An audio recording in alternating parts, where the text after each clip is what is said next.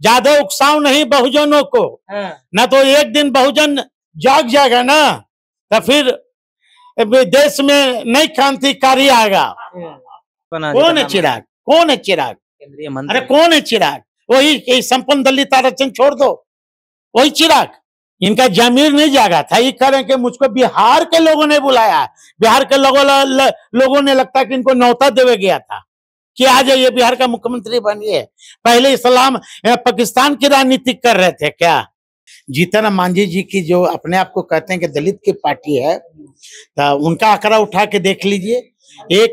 एक विधानसभा में उनके बेटा एमएलए, दूसरा विधानसभा में उनके समधन एमएलए विधायिका, तीसरा विधानसभा में आप उठा के देख लीजिए तो उनके बहू विधायिका, चौथा विधानसभा में देख लीजिए तो उनके एक और जनरेशन के लोग कौन मांझी हैं, तो सब तो इन्हीं के परिवार के लोग हैं। जीतन राम मांझी राम को काल्पनिक कहते थे। हाँ, ये लोग कभी छाती पीट पीट कर रोते हैं कि मैं मंदिर जाता हूं तो मुझे मंदिर धुलाया जाता है। तो ऐसे जीतन राम मांझी जी पर क्या गुड़ खा रहे हैं, गुलगुले से परहेज कर रहे हैं? दलित के नेता होते तो ये कहते कि देश से आरक्षण खत्म होनी चाहिए। पूछ लीजिए, लड़ते हैं रिजर्व सीट से और मंत्री बनते हैं रिजर्व कोटा से, तब है ये लोग इस्तीफा दे ना भाई, नैतिक जिम्मेदारी लेते हुए इस्तीफा दे। इनके पिताजी को अटल बिहारी वाजपेयी जी के रीजन में मुख्यमंत्री का ऑफर आया था। मुख्यमंत्री का ऑफर आया और स्वर्गीय रामविलास पासवान जी को चिराग पासवान ने रोकने का काम किया। चिराग पासवान? मैं जान रहा हूं, मैं स्वर्गीय रामविलास पासवान जी को ऑफर अटल बिहारी वाजपेयी जी ने दिया कि आप बिहार के मुख्यमंत्री बनिए। वो बनना भी चाहते थे, बिहार के लोगों को सेवा करना चाहते थे वो, लेकिन चिराग पासवान और चिराग की माँ, मेरी सासू माँ, दोनों ने स्वर्गीय पासवान जी के सामने सामने खड़ी हो गई कि आपको बिहार की राजनीतिक नहीं करना है, आपको केंद्र की राजनीति करना। जाके देखिए ना भाई, क्या अमित शाह का बेटा तलवार भांजता है क्या? नहीं भांजता है क्या? जीतन राम मांझी से पूछिए, चिराग जी से पूछिए कि हजारों दलित जो गरीब गुरबा है, शराब के नाम पर, तारीख के नाम पर अभी लाखों बंद है जेल में, क्या इनकी आवाज उठी? जीतन राम मांझी जब मुख्यमंत्री थे तो एक मंदिर में जाते हैं और मंदिर से जब वो निकलते हैं तो मंदिर को धो दिया जाता है। देखिए, अब चंद्रशेखर यानी कहे तो बिहार सरकार के पूर्व शिक्षा मंत्री चंद्रशेखर ने उनका तस्वीर लेकर के दिखाया है। उसके बाद देखिए जीतन राम मांझी के पार्टी से भी रिएक्शन आया है कि राजद वाले जो है वो दलितों को आगे बढ़ने नहीं देते हैं। हमारे साथ दलितों के बड़े नेता राजद में है साधु पासवान जी। कैसे देखते हैं उनके बयानों को कि दलित लोग को आगे बढ़ने राजद वाले नहीं देते हैं? कहाँ ऐसा बात है भाई? राष्ट्रीय जनता दल में आप आंकड़ा उठा के देख लीजिए, और जो अपने आप को कहते हैं कि हमारी पार्टी दलित की है, उनका आंकड़ा उठा के देख लीजिए, दोनों का आंकड़ा उठा के देख लीजिए। और सबसे ज्यादा तो हमें लगता है कि राष्ट्रीय ही जनता दल में सबसे ज्यादा दलितों की भागीदारी है। राष्ट्रीय जनता दल में? जी। और राष्ट्रीय ही जनता दल ऐसी पार्टी है कि 38 जिला में अधिक जो उसका परसेंटेज होता है रिजर्व, जिला अध्यक्षों के लिए, पिछड़ों के लिए, दलितों के लिए रिजर्व कर रखा है। और भी पार्टी में कहाँ है भाई? और भी कहाँ? जीतन राम मांझी जी की जो अपने आप को कहते हैं कि दलित की पार्टी है, तो उनका आंकड़ा उठा के देख लीजिए।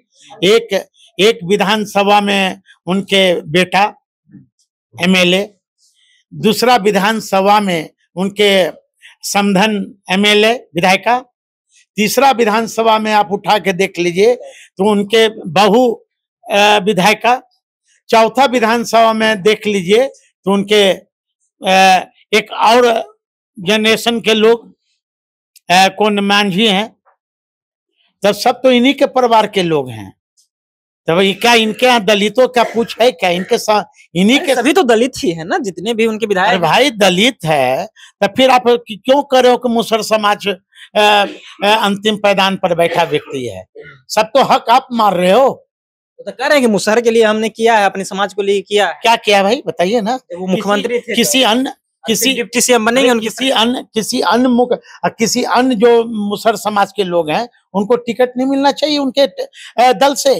एक सीट पर उनका समधन, एक सीट पर उनका बेटा, एक सीट पर उनके बहू, एक सीट पर उनके एक रिश्तेदार। हाँ, ये सब बहुरूपिया लोग हैं। जीतन राम मांझी कभी राम को भी काल्पनिक कहा करते थे। वही तो पूछे ना कि कभी जीतन राम मांझी राम को काल्पनिक कहते थे। हाँ, ये लोग कभी छाती पीट पीट कर रोते हैं कि मैं मंदिर जाता हूं तो मुझे मंदिर धुलाया जाता है। तो ऐसे जीतन राम मांझी जी पर क्या गुड़ खा रहे हैं, गुलगुले से परहेज कर रहे हैं? आप मान रहे हैं कि दलितों के नेता नहीं है जीतन राम मांझी? ये कतई नहीं। नीतीश कुमार भी गए थे। दलित का नेता होते तो ये कहते भीड़ जुटा लेते हैं दलित। भाई सुनो ना भाई, ये दलित के नेता होते तो ये कहते कि देश से आरक्षण खत्म होनी चाहिए। पूछ लीजिए। आप लोग भी चाहिए ना रहे हैं कि आरक्षण नहीं हो, बिना आरक्षण से लड़िए आप लोग भी। अब तमाचा उनके गाल पर है जो कहते हैं कि देश से आरक्षण खत्म होनी चाहिए। तमाचा उन्हें लगनी चाहिए। हैं, लड़ते हैं रिजर्व सीट से और मंत्री बनते हैं रिजर्व कोटा से। तब है ये लोग इस्तीफा दे ना भाई, नैतिक जिम्मेदारी लेते हुए इस्तीफा दे। सीएम वाले कुर्सी से इस्तीफा दिए थे ना? कौन? सीएम के कुर्सी पर इस्तीफा दिए थे काहे के लिए? पहले पता लगा लीजिए ना। हाँ, पहले पता लगा लीजिए तब। अरे दो बड़े चेहरे बिहार में दलित के, आप लोग को 25 में दिखा दे। कौन है दलित का चेहरा जी? कौन है? कौन है बताइए? चिराग पासवान। कौन है चिराग? कौन है चिराग? केंद्रीय मंत्री। अरे कौन है चिराग? वही संपन्न दलित आरक्षण छोड़ दो, वही चिराग। हाँ, आप तो सीएम बनेंगे ना वो? हाँ, बाबा जी के एथी बनेंगे, सीएम बनेंगे। इतना गुस्सा काहे गए? सीएम बनेंगे। हैं, क्या आप आशीर्वाद दीजिए। पहले इनका जमीर नहीं जागा था क्या? आपसे छोटे आशीर्वाद दीजिए। इनका जमीर नहीं जागा था। ये कह रहे हैं कि मुझको बिहार के लोगों ने बुलाया। बिहार के लोगों ने लगता है कि इनको न्योता देवे गया था कि आ जाइए बिहार का मुख्यमंत्री बनिए। पहले इस्लाम पाकिस्तान की राजनीति कर रहे थे क्या? हैं, कि 2 बार सांसद रह चुके हैं ये। हैं, इनके पिताजी को अटल बिहारी वाजपेयी जी के रीजन में मुख्यमंत्री का ऑफर आया था। मुख्यमंत्री का ऑफर आया और स्वर्गीय रामविलास पासवान जी को चिराग पासवान ने रोकने का काम किया। चिराग पासवान? मैं जान रहा हूं। मैं स्वर्गीय रामविलास पासवान जी को ऑफर अटल बिहारी वाजपेयी जी ने दिया कि आप बिहार के मुख्यमंत्री बनिए। वो बनना भी चाहते थे, बिहार के लोगों को सेवा करना चाहते थे वो। लेकिन चिराग पासवान और चिराग की माँ, मेरी सासू माँ, दोनों ने स्वर्गीय पासवान जी के सामने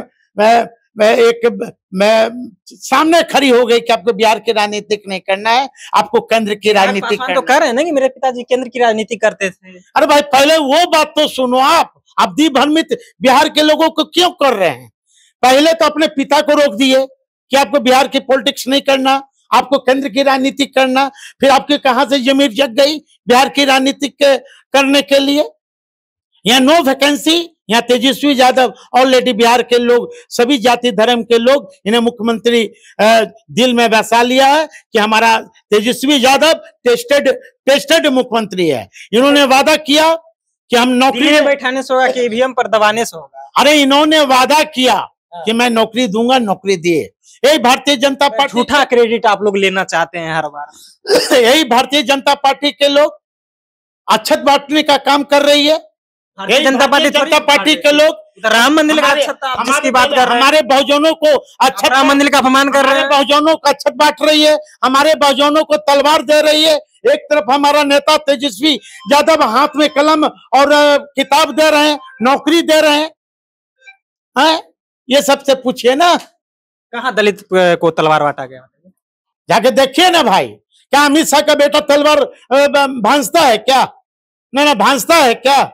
जीतन राम मांझी से पूछिए, चिराग जी से पूछिए कि हजारों दलित जो गरीब गुरबा है, शराब के नाम पर, तारीख के नाम पर अभी लाखों बंद है जेल में। क्या इनकी आवाज उठी? आप अच्छत का बात किया। अच्छत राम मंदिर को लेकर के बांटा जा रहा था, बीजेपी थोड़ी बांट रही थी ना। हम लोग अच्छत लेने वाले हैं, बहुजन के लोग। राम मंदिर का अब हम लोग भारतीय जनता पार्टी का सीख लिए हैं, है ना। ज्यादा उकसाव नहीं बहुजनों को, ना तो एक दिन बहुजन जाग जाएगा ना तो फिर देश में नई क्रांतिकारी आएगा। देश को तोड़ देंगे। देश को हम लोग तोड़ना नहीं जानते हैं, देश को भारतीय जनता पार्टी के लोग तोड़ना जानती है, आपसी भाईचारा को खत्म करना जानती है। हम लोग समझवादी लोग हैं। हमारा नेता आदरणीय लालू प्रसाद यादव और तेजस्वी यादव जो अम्बेडकरवादी लोग हैं, हम लोग उनके साथ हैं। चलिए, तो तेजस्वी यादव अम्बेडकरवादी लोग हैं, फिलहाल हैं या नहीं वो तो कमेंट में आप ही बताइएगा। आप देख रहे थे जनता जंक्शन, बहुत बहुत धन्यवाद।